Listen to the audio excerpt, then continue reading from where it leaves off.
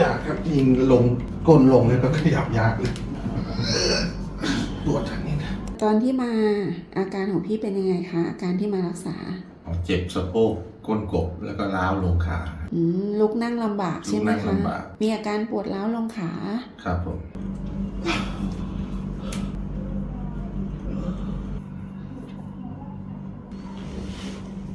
แล้วหลังรักษาเสร็จแล้วเป็นยังไงบ้างคะ เบาตัวขึ้นเดินได้สะดวกกว่าเดิมขยับตัวสะดวกขึ้น แล้วเวลาลุกขึ้น ลุก ยังต้องใช้มือดันอยู่ไหม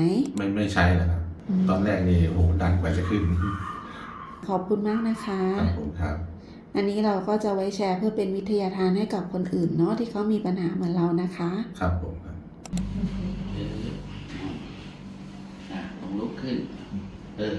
ลุกง่ายไหมคะ ง่ายกว่าเดิมเลย ไม่ต้องใช้มือดันลุกแล้วเนาะ อืม